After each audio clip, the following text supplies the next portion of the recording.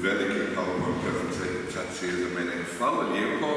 Ja sam skužio zadnjih 10 minuta da ipak ne razumijem dovoljno slovenski nego sam očekivao, ali hvala za lijepe reči. Ja ću govoriti na engleskom. In fact, I escaped from Britain already in 1993 to work as a social worker, volunteer in a refugee camp in Zahodnem, which you will all know.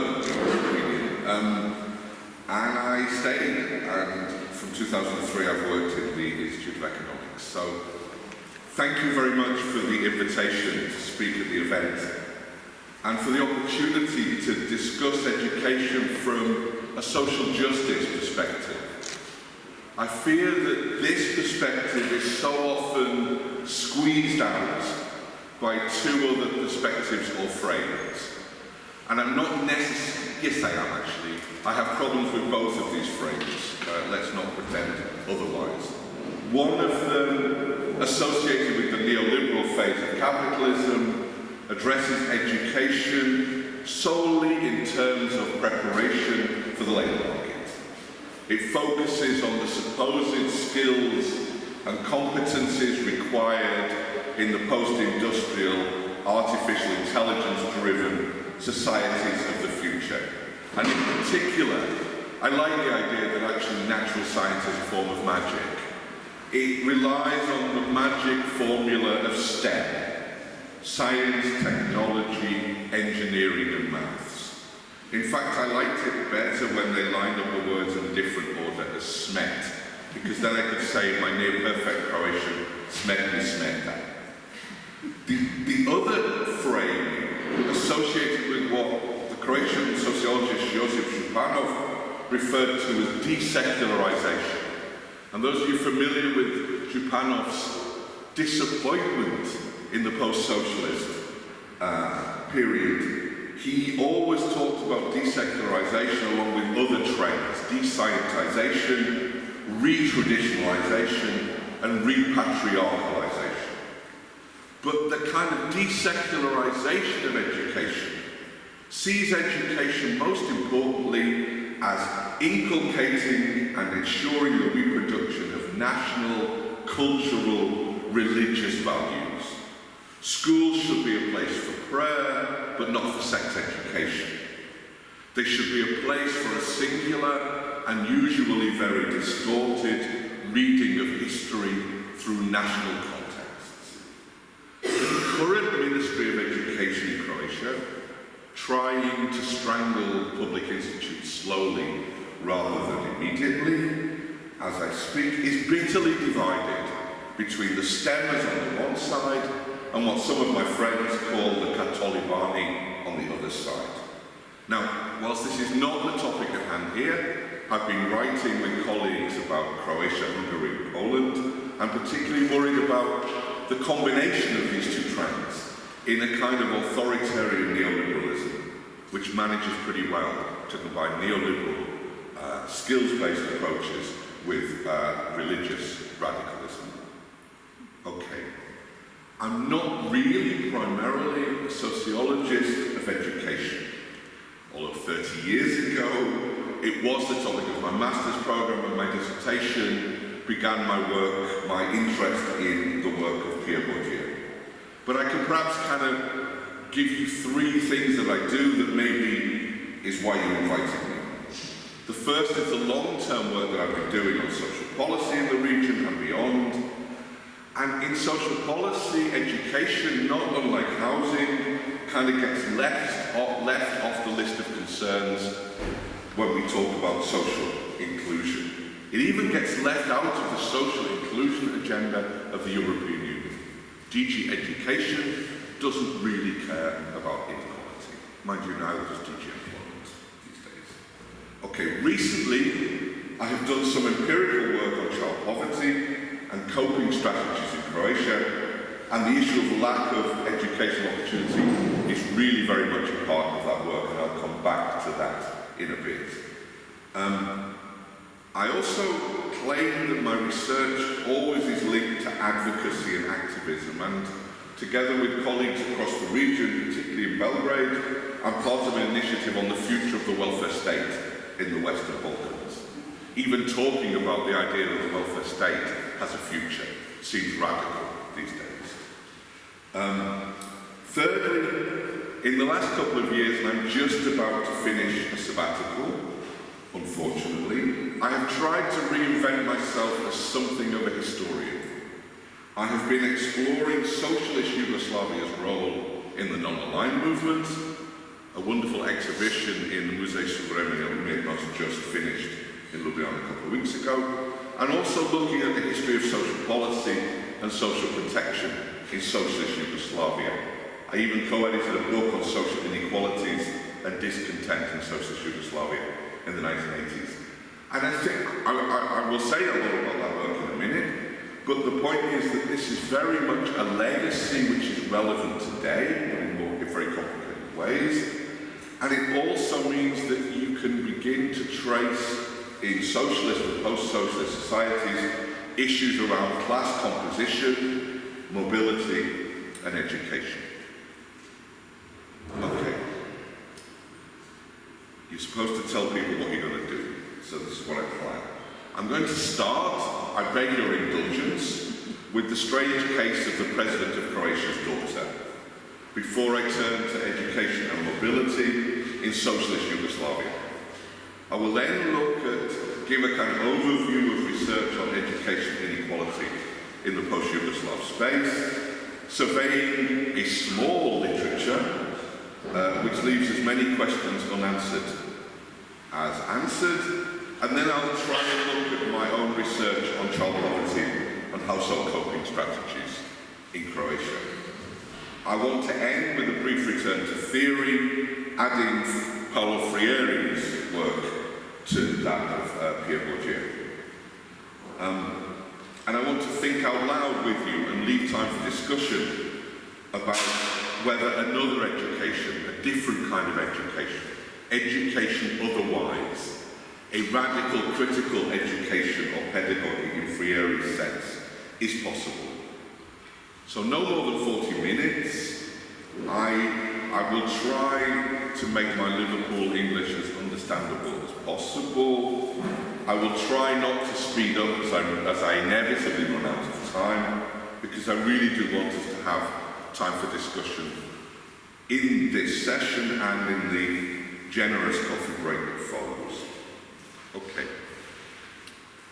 Apologies to those of you who don't read Croatian, but it'll all become clear. For 3 days in May of this year, the Croatian public became obsessed with the issue of education and mobility. Following the acceptance of the daughter of President Kolinda, Grabar-Kitarovic, for a fully funded place at Harvard University. Katarina Kitarovic is now studying in Harvard. Once the media frenzy had died down, the debate on education and social mobility returned to normal. That is to say, it ceased to exist. Now, revisiting the media frenzy for the purposes of this talk, I was struck by how limited it was. As you can see from the headlines, we ended up with a rather crude binary opposition between those who felt that Katarina Kitarovic had obtained her place purely on merit. Her mother proudly announced, that's one of my Liverpool words, mother, proudly announcing that she had scored in the top 1% on the SAT tests and had been offered places by all 4 Ivy League colleges she'd applied to. So that was on the one side, purely on merit. On the other side, there were those who felt that her acceptance in Harvard was as much due to parental wealth, parental influence, and of course that word, veze, connections. A side debate occurred about whether studying abroad was a betrayal of Croatia, or as the Minister of Education, Blaženko Divjak, suggested, a good thing. Divjak warned Croatia must ensure the conditions for returning and remaining for young, educated people. The President's own statement noted her daughter's, quotes, wish to be free of the belief follow her 24 hours a day. So she goes and lives in the country with the worst murder record in the world. She then joined in the debate. Quotes, I have heard, I can't do a Kolinda Grabar-Kitarović voice. I have heard stories that Katerina was accepted by Harvard because I am the president of Croatia, which has nothing to do with the truth, because as you know, the American education system takes no account of that. The commentator Goran Vojković on Index Herrera, the very portal which carried many of the most critical articles, attacked, quotes, the sick and pathetic Croatian society for contributing to a climate where everything can be forgiven except success. Vojković said, Croatia should be proud, for Katerina's success is Croatia's success, just as Croatia's success in the Football World Cup was Kolinda's success. A success that costs the rest of us nothing and stands in sharp contrast to other children of the rich and famous who tend to have their lives more often paraded in the Crna Chronica section of newspapers.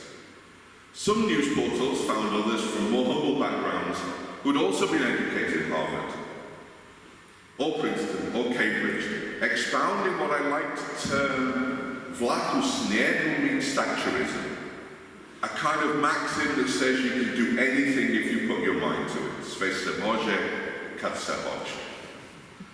There were even how to help your child get to Harvard guides, framed in terms of a sea change, because to quote one example, it used to be thought that only the swotty kids of the rich could enroll, but now anyone can. Anyone can go to Harvard. We'll see in the next 30 minutes. Perhaps the most serious treatment of the case came from Neenakost, also writing the Index Herrera. He makes the link between the individual case and the question, how can the wealth and power of parents contribute to the academic success of their children?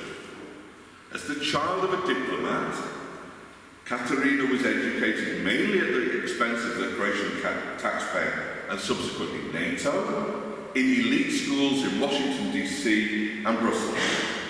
When her mother became president, she did her final year of schooling in the prestigious International Baccalaureate program, a program in English with a widely recognized modern curriculum within the mathematics high school in Zagreb, at a cost of some €3,000 a year. Individual preparation for the SATs cost around €2,000, and Katerina also received individual mentoring in maths and in creative writing, the latter from a famous Croatian author at an unknown cost.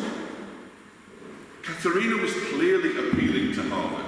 It wasn't like the scam that you may have read in the newspaper where you get an athlete's photograph superimposed on your own and they claim that you're the champion pole vaulter. She did show sporting prowess. She had been Croatian junior skating champion in 2016. She showed compassion beyond her years. She had apparently written a book of short stories to help those of her classmates who were having suicidal thoughts.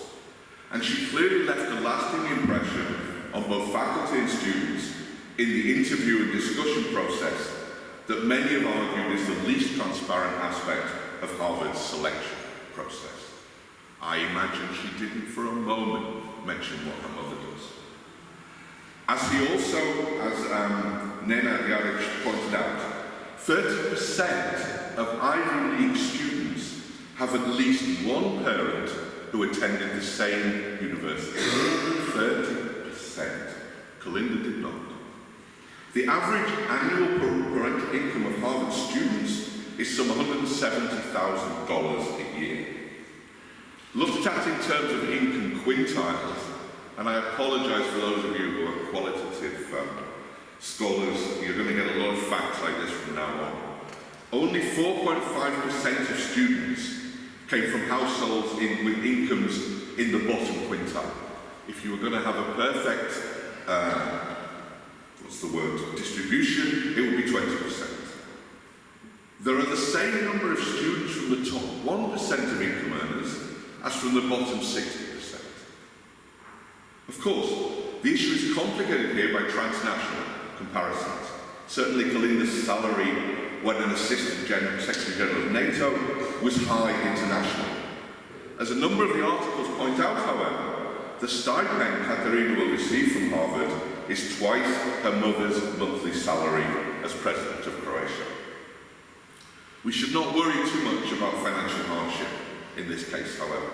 Only a month ago, in the prelude to the presidential elections, which will happen next year, the TV station N1 reported that together with her husband Yakov, the president had savings amounting to 1.8 million kuna, about 240,000 euro, and two properties with a total worth of 3.8 million kuna, or €500,000. Now, unlike some members of Hardesai who seem to get rich only when they become mayors of big cities, you can trace this wealth to jobs in NATO and as Croatian ambassador in the US. At the time, and now, I can't help thinking what dear Pierre Bourdieu would have made of the discussion. Not least because his whole life's work was about making a direct connection between various kinds of capital and educational success. So, in Bourdieu's terms, it would be nonsense to ask if Katerina got her place on merit or through Veze. It's totally the wrong question to ask. It would be nonsense to ask whether the material wealth of her parents made a difference or not. Bourdieu would elaborate at great length on his concept of cultural capital, which I imagine most of you are familiar with. Cultural capital for Bourdieu were the intangible assets or dispositions, habitus, dispositif, accumulated or not over time in a relation of exchange with material wealth. So you've got cultural capital and you can literally exchange it for material wealth and vice versa. And correlated with attendance and success at the best schools and universities. Cultural capital is the force that amplifies material inequalities, converting them via academic success into the reproduction of social stratification. And though, of course, there are no one-to-one guarantees, Katerina certainly wasn't short of cultural capital.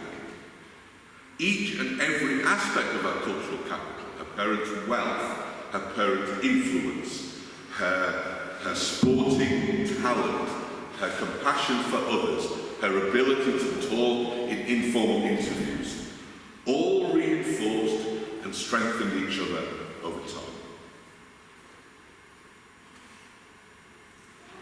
What was most surprising to me was that apart from comments about how bad our universities are, there was little or no discussion of education and social mobility in Croatia itself. We can talk in discussion about whether there's more discussion in Slovenia, but I very much doubt it. Perhaps I should not have been surprised. There have been very few studies of education and social stratification in our region, either during or after socialism. So let me turn to education and socialist Yugoslavia. And let me sort of wave goodbye to Kolinda.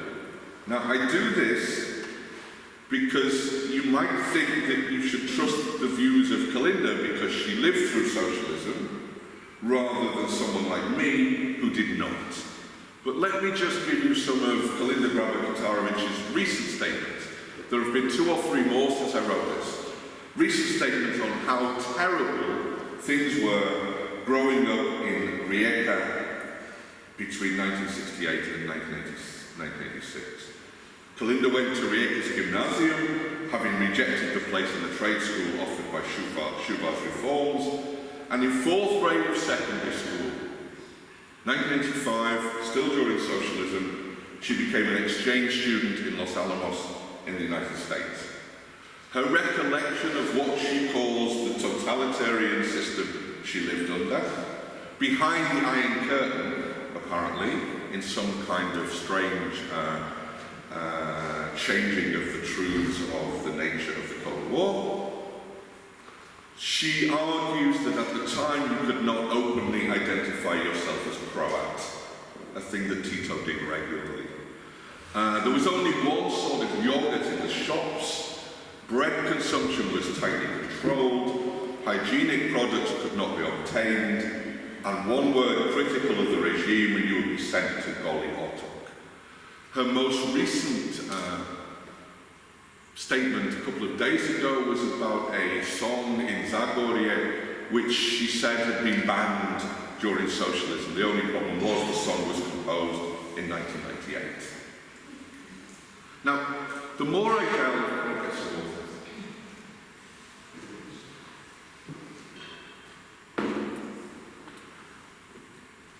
I've heard Slovenes and most Yugo nostalgia, so I'm feeling okay here.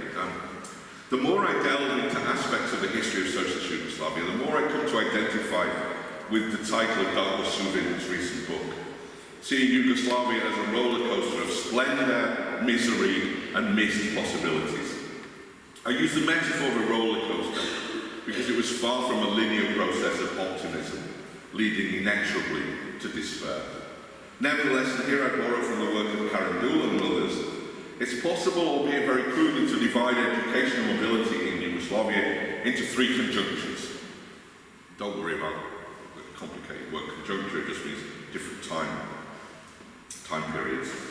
The first was a period of rapid modernization and mobility, modernization, industrialization, the fight against illiteracy, and the massive expansion of higher education, both through universities and other third-level institutions such as 2- and 4-year high schools. Access to higher education was free, and at least theoretically open to all. The children of peasants and the working class were encouraged to stay on longer at school.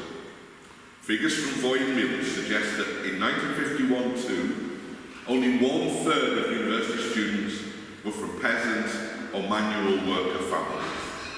Only 6 years later, it had risen to 44%. By 1961-2, children of peasants had an index of representation of 0.33. So in a perfectly egalitarian society, the index would be 1. So they were underrepresented, but by a figure of 3. Remember that figure from Harvard where it's like a figure of 5? That of workers' children was 0.77. So there were 3/4 as many children from working class backgrounds as there would be in a perfectly egalitarian society. But for children of employees, the figure was 3.3. Already a reduction in overrepresentation from 4.7 to 53-54. Now, the shrinking of the peasantry was very complicated. I met and married someone whose parents worked, but also had a small farm with pigs and chickens and so on. Many of the new industrial workers maintained some contact with the land. But there were two kinds of occupational mobility going on. Peasants were moving to manual and non-manual labour, but mainly to manual labour in a kind of 2-to-1 ratio. And manual workers were moving into non-manual jobs, albeit mainly in the lower echelons of those non-manual jobs. Those in non-manual jobs were more or less keeping their positions. So that's the elevator that was going on. All right? Oh. Yes, I have these in the wrong order. I don't know why that happened. You'll have to wait for Stephen Schubert. As the slide suggests, there was educational mobility in the period. Although it was actually less... Oh, no, I haven't. I'm fine. There was educational mobility in the period, although it was actually less than occupational mobility to meet the demands of industrialization and the expansion of administrative and managerial positions. So it wasn't that kids were moving upwards in a static social system. Kids were moving upwards in a very dynamic social system. Okay. Intergenerational mobility was greater than intragenerational mobility, both in terms of education and employment. Now, in the second period, I've put 61 to 75, the dates can be disputed.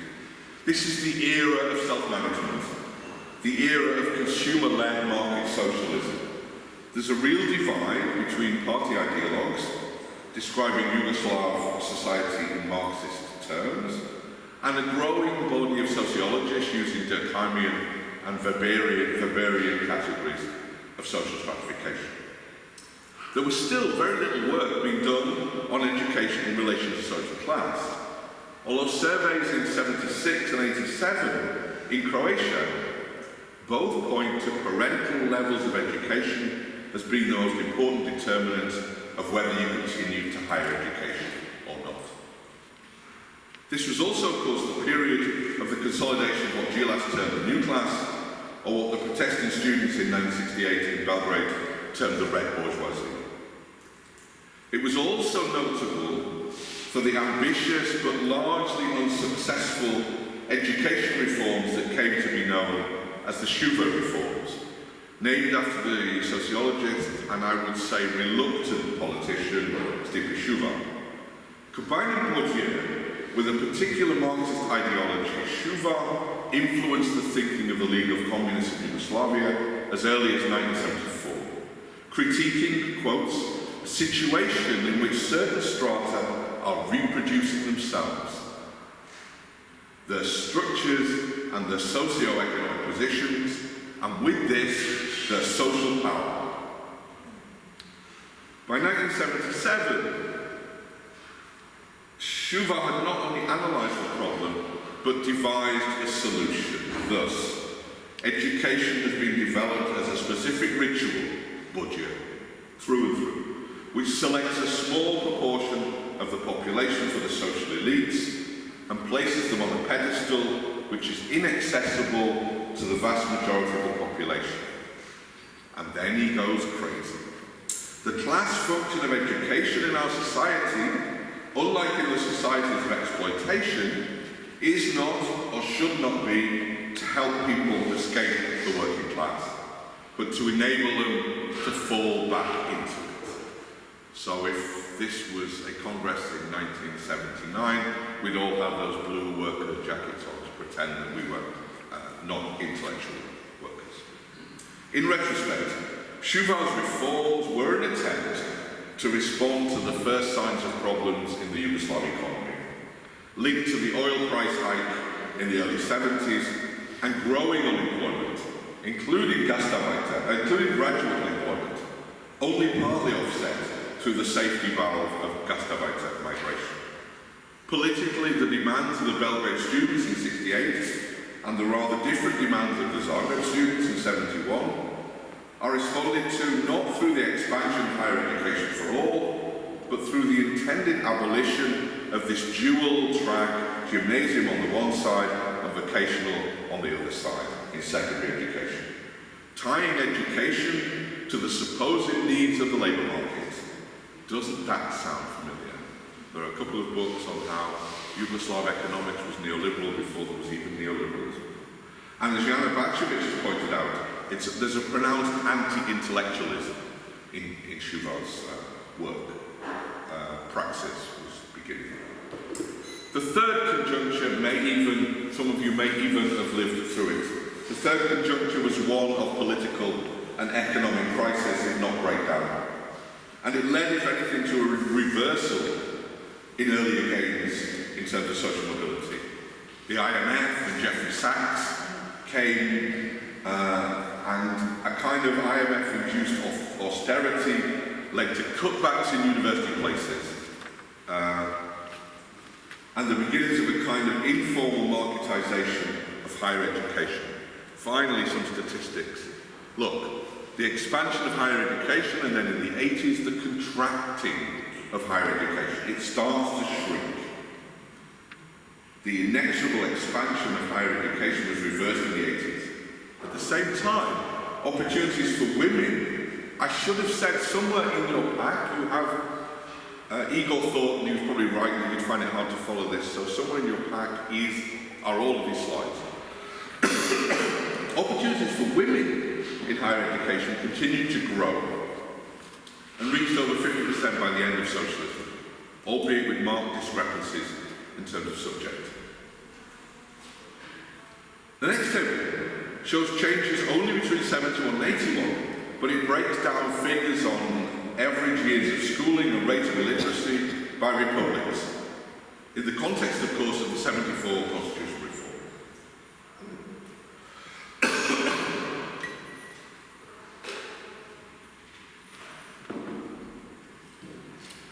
Differences between the richer and poorer republics on both indicators, but the differences are actually less than the indices of social progress, and the gap actually narrowed in the 70s. Now, as Subin suggests in his book, any understanding of education and social mobility in socialist Yugoslavia has to address the extremely complex and rapidly changing class composition of the society, and the fact that official statistics and survey data don't tell us very much. The topic of social mobility was hardly central to Yugoslav sociology, although some important work was done. And when we go to the post-socialist period, there's the same problem. There really isn't very much work on social mobility. Okay, moving on to education in the post-Yugoslav space then. We have very little work on social class. It's fair to say that almost 30 years on from the moment of transition, we are still trapped in a transitology paradigm that does not quite know how to conceptualize the societies that emerged from the ashes of Yugoslavia. I was struck in particular by a friend of mine, Belgrade sociologist Ivana Spasic, on the difficulty of capturing what she calls the chaotic nature of post-socialist societies, marked by, quotes, a polarized collision between different dimensions of social stratification, which exist in parallel and struggle for legitimate domination with a highly uncertain result. Mladen Lazic and Slobodan Cvejic have also charted contemporary Serbia in particular, in similar terms, as a place where, not unlike during socialism, socialist, agrarian and capitalist market norms all coexist, leading to a period of manifest value confusion. Described in one text as the coexistence of traditionalism, authoritarianism, nationalism and liberalism. Predrag Cvetićanin and his colleagues, also in Serbia, Novi Sad, in Niš, sorry, albeit in a footnote, go further, I love this. Here's a quote. In Western Balkan societies, there are four major mechanisms which individuals and groups rely on in field struggles. Field struggles, again from Bourdieu, they're actually struggles about your place in the social order. Mechanisms of social closure on the basis of belonging to a party organisation and or informal clan groupings. Mechanisms of social closure on the basis of educational credentials. Market mechanisms, which I guess we're supposed to see as good. And finally, crime. Crime, market, political party, and education. It's the concept of social closure that's most relevant, I think. And you can trace some of this in relation to the educational system, and particularly in access to higher education. Unfortunately, there's no text that brings together the structural and intersectional nature of educational disadvantage in our region. You'd have to look at class, gender, ethnicity, disability, region, and so on. What we have, of course, within a kind of capitalist normative stance that mobility is important for a kind of equal opportunity neoliberalism, we all should have equal rights to be unequal, allowing for the exchange of elites, are crude renderings of educational disadvantage by so-called socio-economic status, SES. In this narrative, we're meant to prefer meritocracy to patronage, or let us recall Katerina Kitarovic finally here, background, means and connections. Of course, you don't need me to tell you there are real problems with the deeply politicized nature of the marketization of higher education across our region. You still need party membership to reach positions of influence. There is a rise of new and often very dubious private universities. The number of politicians with plagiarized doctoral dissertations is growing immeasurably. However, putting all this aside, leaving meritocracy intact is hardly a vision for the future. If we focus again on Croatia, we find, even within an expansion of higher education, a reduction in the prospects of children from working class backgrounds having access. It has got worse in post-socialism. The work of Doolin and her colleagues showed that student numbers rose by almost exactly 50% in Croatia between 2001 and 2013. As the graph shows, however, the share of those whose fathers did not complete secondary education, so your father didn't complete secondary education but you went to university, it even fell from a very low base to begin with. It's never reached 10%. Now, please note something else. The graph is the calculation of the authors based on statistics that they had to email the Croatian Bureau of Statistics in order to obtain. Everyone who goes to university in Croatia, and I dare say in Slovenia too, has to fill in a form which describes their mother's and their father's highest level of education. It is nothing less than a scandal that this information is not routinely available to researchers, and you have to actually ask for it. Okay, sample data from 2010 by Vlasta Ilshin and her colleagues showed a dramatic increase in self-reproduction in university education in Croatia and its gender dimension. In 1999, only 10% of university students came from families where the mother had university education. By 2010, it was 29.8%. So that increase of women in late socialism is now transferring to impacts on their children. The same study suggests that 80% of students receive no scholarships whatsoever. And another study by Karen Doolin and colleagues in 2003 pointed out that scholarships, if they did exist, were as much merit-based as needs-based. And that compared to Slovenia, although living costs were approximately the same, scholarships were about half, covering less than 1/3 of likely expenses. And crucially for me, one of my favourite classes when I taught at a university in the UK was an evening class mainly of wives of striking miners who, in middle age, decided they wanted to get a university education. In our region, there are no second chances. A study showed that only 2% of those entering higher education at university level for the first time in Croatia were 21 years of age or older. In addition, only 5% of students reported having physical disabilities, so they're chronically underrepresented as well. So you see how all of the different pieces are coming together.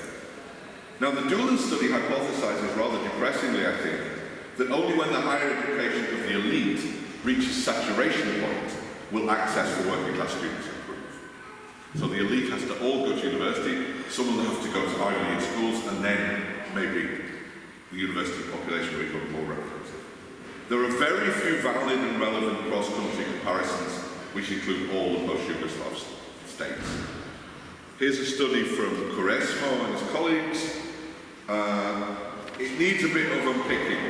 It shows that between 1960 and 2010, Southeast Europe, now that includes all the post-Yugoslav states, except Slovenia, of course, you've moved into Central Europe, but it also includes Albania, Bulgaria, Moldova, Romania and Turkey. Southeast Europe is the only European sub-region that shows a consistent fall in social mobility. And it's at its greatest between 1980 and 2000. All right, so the end of socialism and the beginning of whatever this is called. They construct an index of educational mobility which compares educational mobility as a kind of Gini-type coefficient as the ratio of the education of those aged 25 to 54 compared to those aged 55 plus. So, you know, it's complicated but not complicated. Now, I was also asked if I could include Slovenia. And this does lead to an interesting side question about statistics. The OECD, Slovenia is a member of the OECD, OECD, even though along with Hungary you keep blocking Croatia's membership of the OECD. The OECD has some really, really great statistics on education.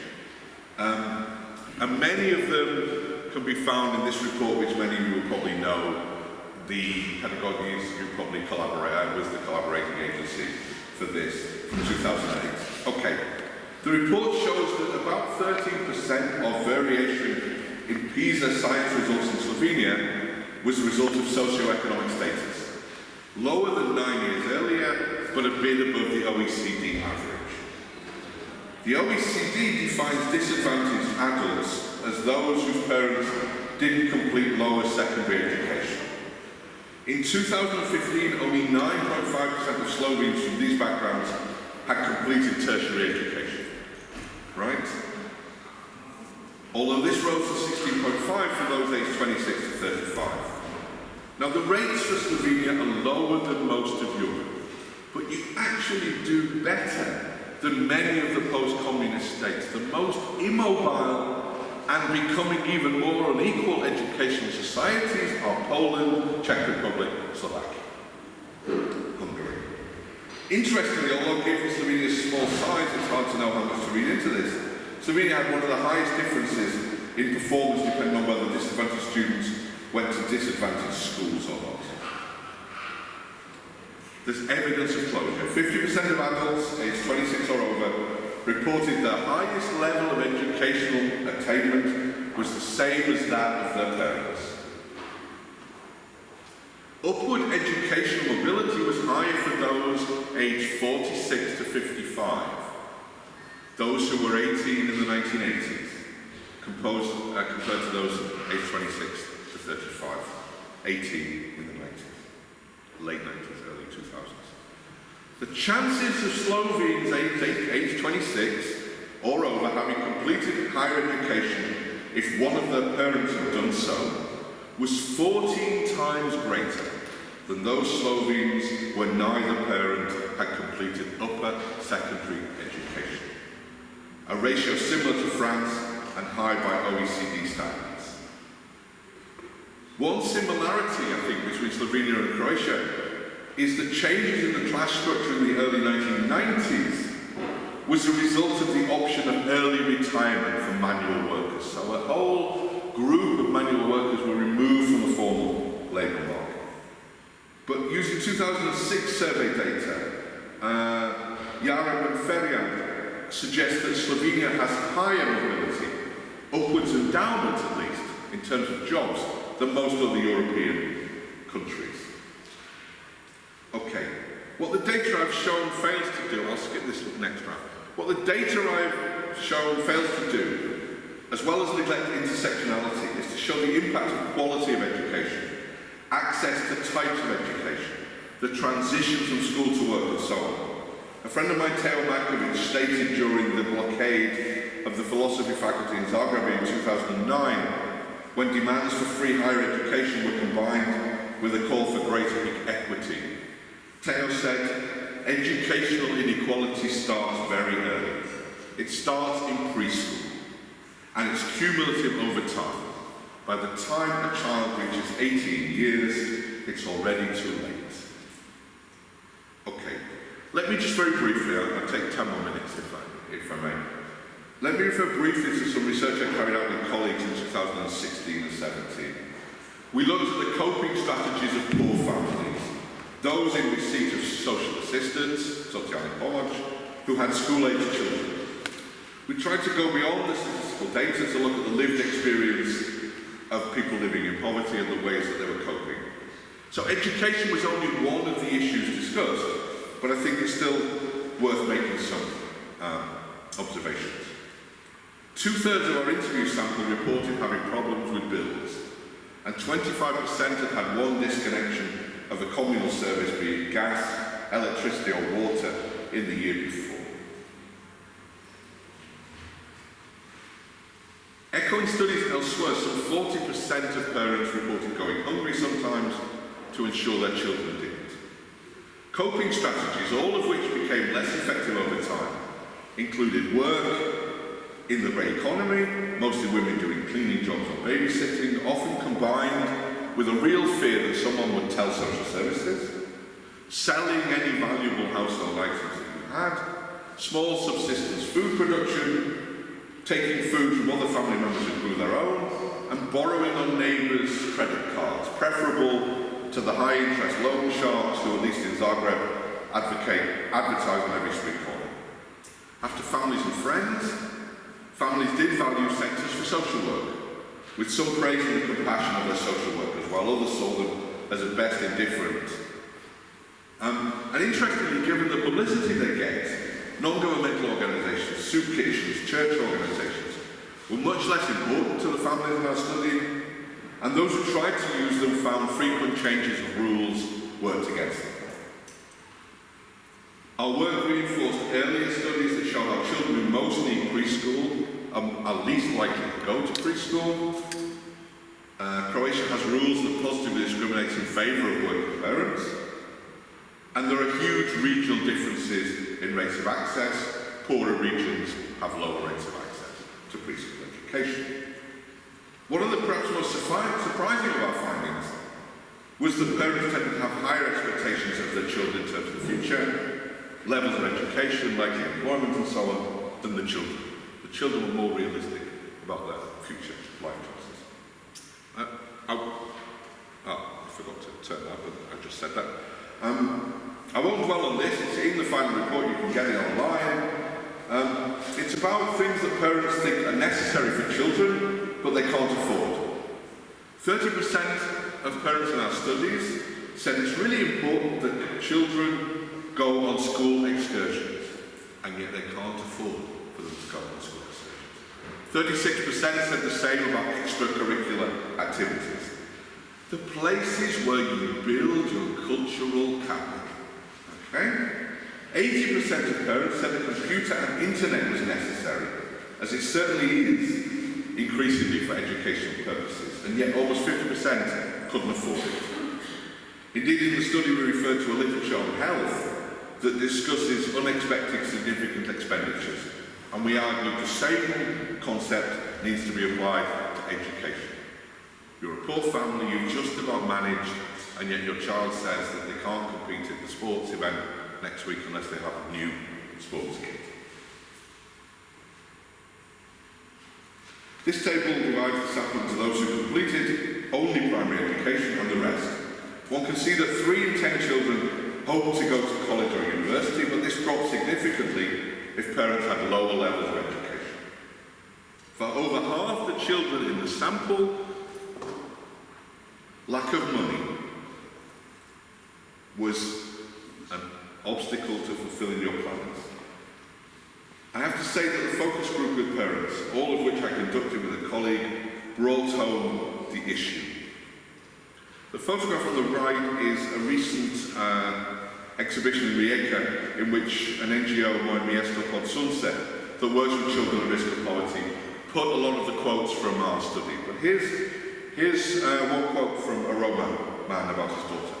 My daughter was a really good pupil, and then they moved her into a different program in the gymnasium. And then she needed different books. I asked the teacher if we could exchange the books she had for the new books she needed, but she didn't want to do it. And now she's failing at school because she doesn't have books. So she has to repeat a year and no longer has the right to a stipend. So we've enrolled her in a trade school instead. Here are 2 quotes regarding the effects of peer pressure. I just can't make it possible that he has the same as his friends at school. Kids are always commenting on the kinds of clothes she comes to school in. My daughter was 13 and she wanted to make herself up, but she did not have trousers like the others, and so they made fun of her. She came home in tears when I told her, hold your head high. Then the next month, I bought her trousers. She also wants a computer, but I really can't afford it. My last slide. If I had more time, and we can come back to it in discussion, I could talk about some of the policy implications of what I've talked about in more detail. Let me just limit it to a few. So Bourdieu remains, and he's joined by, I hope, a hero of yours, the Brazilian critical educator Paulo Friere. The first policy lesson is start early. Start early. Advocate for quality preschool education for all. And more generally, placed emphasis on key transitions from primary to secondary education, from secondary to tertiary, and so on and so forth. Second, open educational institutions to the community. Do not close them at 4 o'clock. Have free computers that children can use. Thirdly, move away from the kind of learning of poems by heart, rote learning, to critical consciousness or conscientization in Friere's terms. Fourthly, consider education not as a market, not as a good to be bought and sold on the market, but as a commons, as a public good open to all and nurtured through being freely available to all. We all benefit from free education for all. But that free education is only free if there are grants to cover living costs, and if those grants have to be limited because money is in short supply because we need to buy more tanks, then they should be based on need, not so much ability. Meaningful participation is needed at all levels. We need lifelong learning, we need second chances, and we need very much, as the Swiss system attempts, multiple pathways to higher education, not just gymnasium and a couple of economics high schools. Children with disabilities need to be a priority, as do Roma children, not merely through scholarships for a few who can then join the middle class. More complex will be to value and support those lacking cultural capital, those who still can't pronounce the word mother correctly. Not merely through scholarships for a few, and those who do not speak in what Basil Bernstein termed elaborated codes. And my final point, can I just sound a little warning about the current technocratic fashion for early intervention? Because that can so often end up labelling children as from low SCS situations, and it can actually make things worse. Let's think instead in Frierean terms of reflexive praxis, of praxis that challenges oppression, and let's form action coalitions to challenge them. I compared socialist Yugoslavia and post-socialist Yugoslavia.